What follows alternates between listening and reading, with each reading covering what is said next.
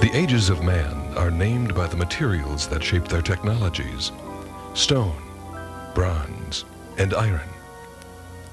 The evolution continues as materials make the decisive difference as our civilization advances. Enter the Age of Composites. We choose to go to the moon. We choose to go to the moon. We choose to go to the moon in this decade and do the other things, not because they are easy, but because they are hard. Because that goal will serve to organize and measure the best of our energies and skills. Because that challenge is one that we're willing to accept, one we are unwilling to postpone, and one we intend to win, and the others too. This is a story of research, development, invention, risk, and high performance.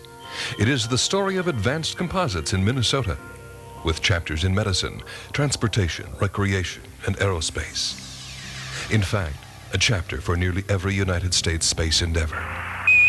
Houston, Tranquility Base here. The Eagle has landed.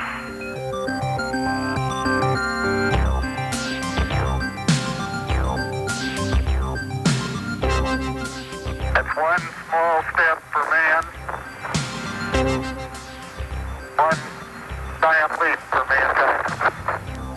From simple beginnings back in the 40s, when Ben and Rudy Miller started developing new uses for materials in a business they named Fiberite, to this very moment as we stand on the threshold of forever, looking into miles-wide space stations made primarily of composite structural shapes, Winona has been at both the very beginning and at the leading edge of advanced composites research, development, and manufacturing. In the next few minutes, through the perspectives of many, we will review only 3 topics. What are composites? Why are they important to Minnesota? And why a School of Composite Science and Engineering? Popular use of the word composites has grown only in the last few years. It is used to describe the new material created by combining resins and fibers. Resins, generally plastics and epoxy, are combined with fibers as common as cotton and fiberglass and as exotic as aramid and carbon. The term advanced composites also describes those materials created through a resin and fiber merging. However, the significant difference here is that instead of chopped fibers randomly oriented in liquid resin before molding, advanced composites marry exotic resins with directionally aligned continuous fiber filaments. James McIntyre is Director of Special Projects in the Aerospace Division of U.S. Operations for Martin Marietta Corporation. His role in the Space Shuttle program allows him an intimate understanding of composites. The real use I see of composites on towards the future is the fact that we have today probably stretched traditional, or I should say classic alloys, probably to the farthest limits that we can in aerospace, and these new kinds of composite materials are really the hope of ongoing projects. That's what, the composite really is the future in the industry. Ron Hawley, founder and vice president of technologies for Polymer Composites Incorporated in Winona. In the future, with higher technology composites that can replace metals on a performance basis, we'll start seeing some of those metals applications that we haven't seen in the past. It takes a new generation of plastic materials to do that. And I see those things being developed in industry today. Characteristically, what it's allowed us to do is to be able to dream dreams of the size of a space station. The future is really there with composite materials, which allows an engineer to really be able to design beyond what would be otherwise be limitations of today's metals and alloys. Composite materials bring high performance capability to products which could not even exist without them. Extruded, pultruded, injection molded parts of endless variety.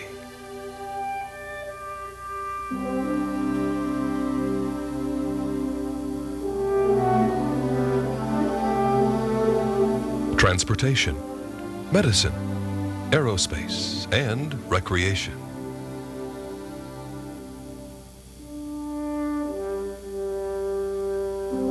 In all of this, it's important to note that every craft launched in the U.S. missile program and the U.S. space program contained materials sourced here in Winona, Minnesota.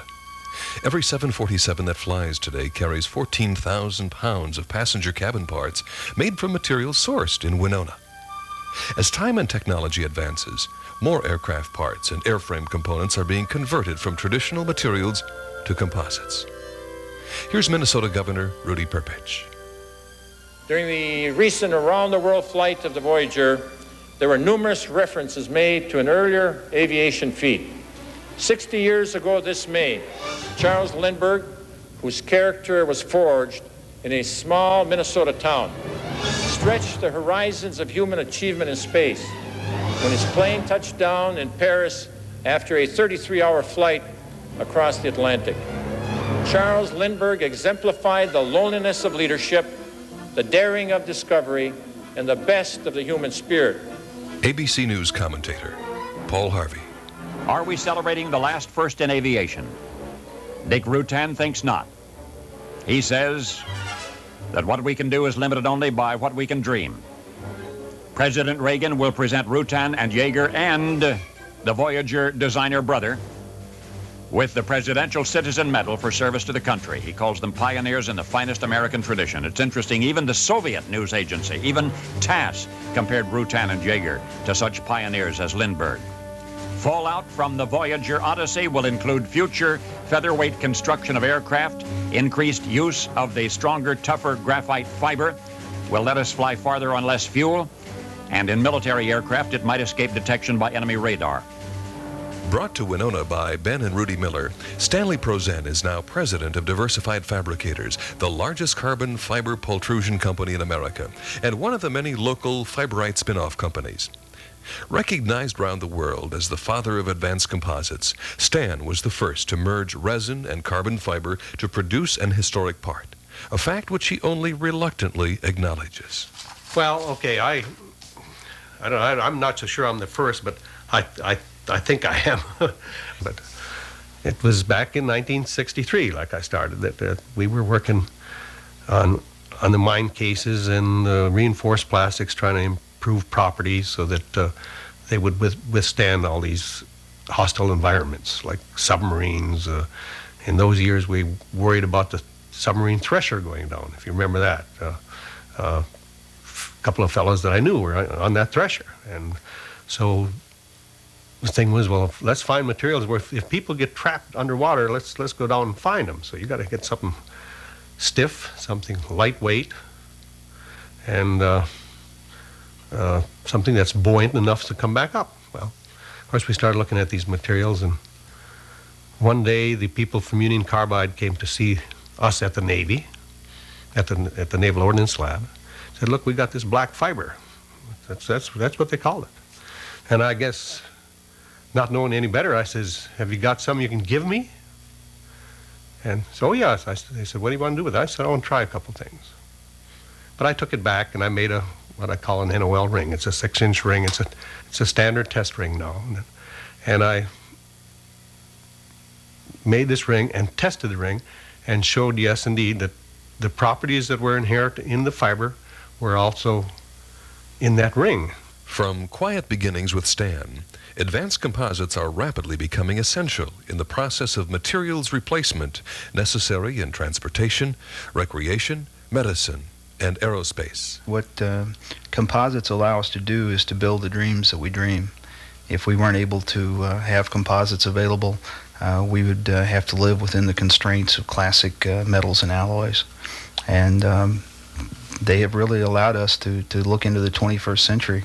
Dr. Dennis Nielsen, Dean of the College of Science and Technology at Winona State University. Part of the mission of each of the 7 state universities is to work with local industries, businesses, to assist them with their development, prospering, and growth. When we started our Business Industry Alliance at Winona State several years ago, it became quite obvious to those of us who were involved that we had a very unique situation here in terms of the type of industries that are located in Winona. Winona is recognized nationally because of the composites industries that are located here. Well, once we started seeing what was happening, we became aware of the fact that we're in a major transition in our industries, nationwide, worldwide. We're going from the metallic age to the composite age, in a sense.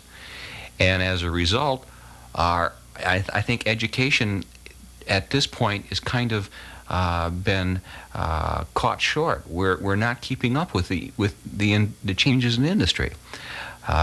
When we realized that there was no engineering per se at the undergraduate level that deals with composite materials, we said, hey, we've got a problem here. Industry was telling us there's a problem. There's 500 job openings a year for engineers with composites experience. We're producing maybe 80 in this country. That's a problem. Yet we're looking at an industry that's growing anywhere from 10 to 20% per year. Where are these scientists going to come from? Looking into the future of composites nearly 11 years ago, the widely published Dr. Byron Pipes, former director of the Center for Composite Materials and now the Dean of the College of Engineering at the University of Delaware in Wilmington, is familiar with the Winona State University plan.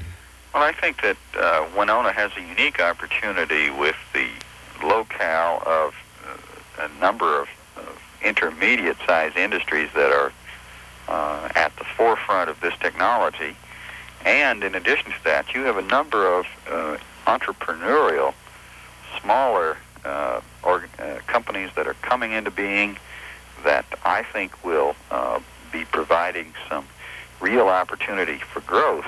It's been projected, for example, that this industry, which is at present a $1.5 billion per year industry, should exceed $12 billion per year by the year 2000. It's a relatively highly attractive form of industry in that it's clean, low profile with a range of high-paying, highly skilled jobs. I think that the work ethic that Minnesota has always demonstrated, the locale of that industry, and the opportunity to design an undergraduate program which focuses in this area is a very special combination of conditions which should lead to success. I think it's an exceptional opportunity for you. Starting up has advantages. When you have an academic program that's underway, it's very difficult to change it to accommodate some of the new thrusts. But when you're defining the degree as you are, you can develop it, you can form it as you wish. So you have an advantage, in my view, over some of the first-class schools, and Minnesota has a first-class higher education program, in my view. But you have an advantage over those who have existing programs because it's easier to formulate a new program and accommodate this field than it is to change an existing one. And we ourselves have found that to be the case here, and I think that's certainly true in your case. We're not trying to duplicate any program in the state anywhere in the nation.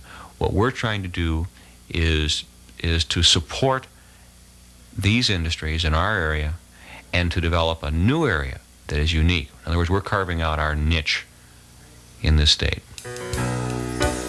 On the face of the earth, Winona occupies a precious place in time and space.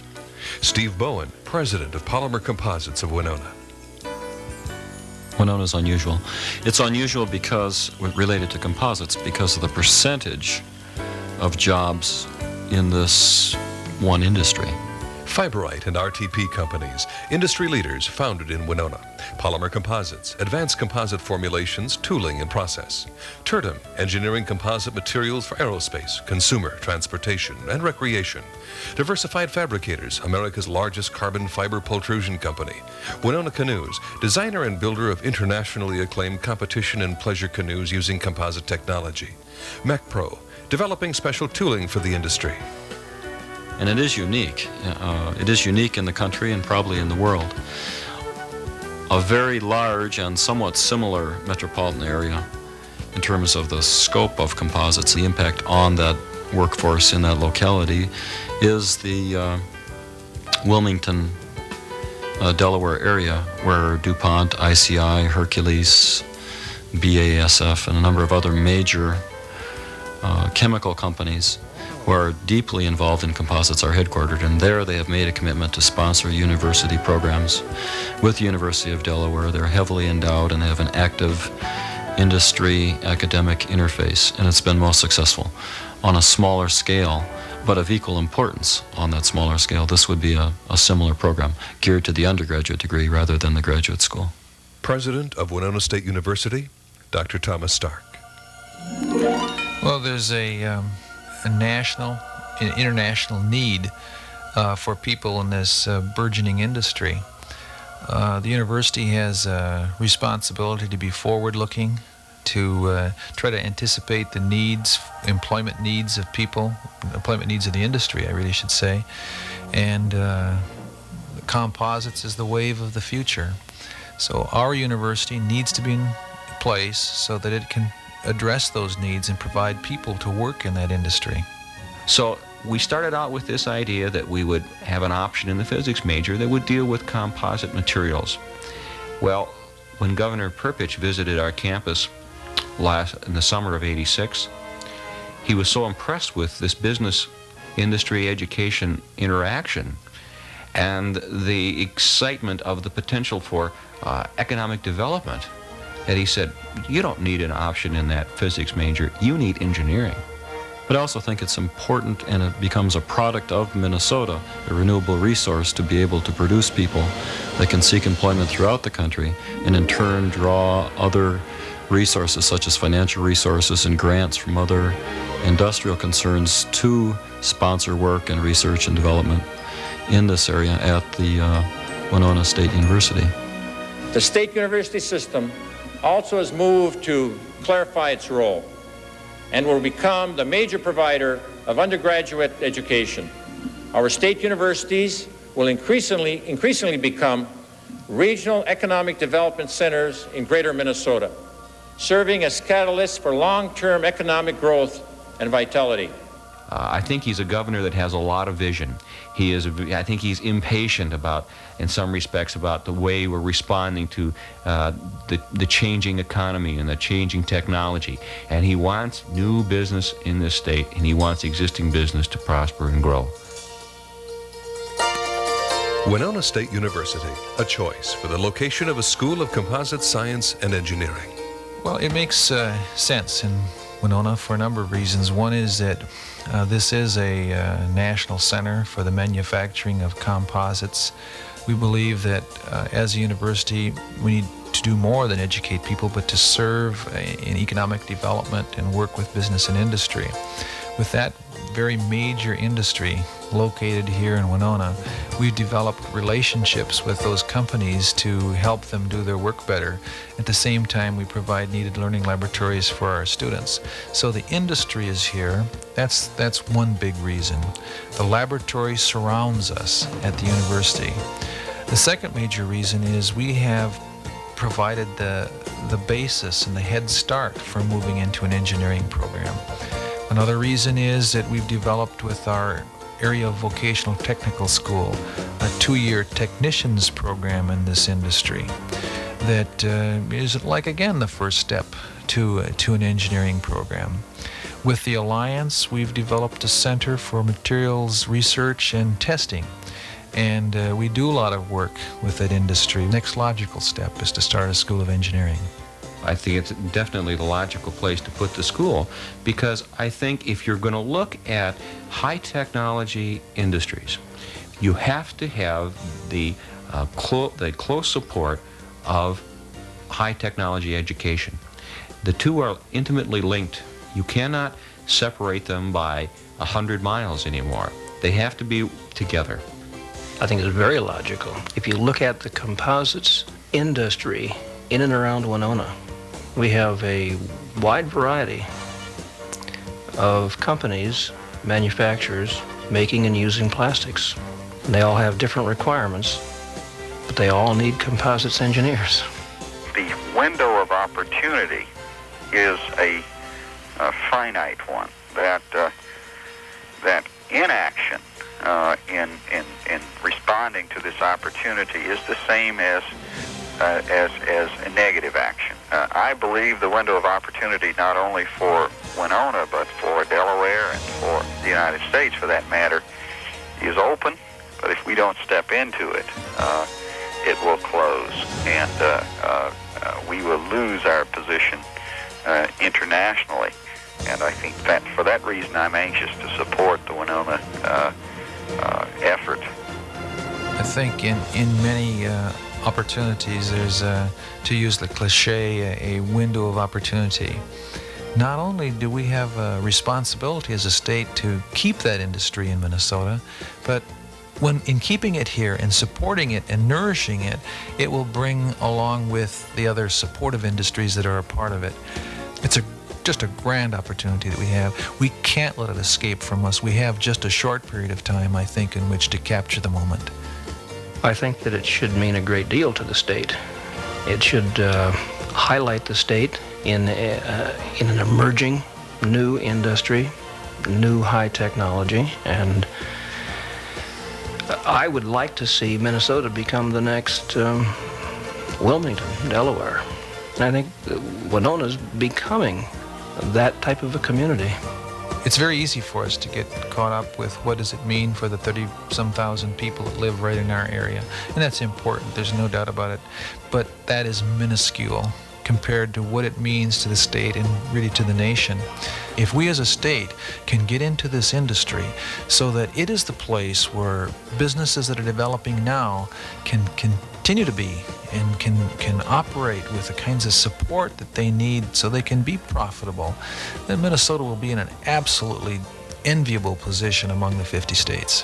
The hurdles ahead are great, but the opportunities are even greater. And the special Minnesota spirit is poised for the challenges we face together. Our objective in the next 4 years is to bring out the best in Minnesotans to ensure opportunity for our children. We must be sure that all of them have quality job opportunities. Our goal is to make Minnesota a model state, to make Minnesota a brainpower state, and to make Minnesota a world-renowned research center.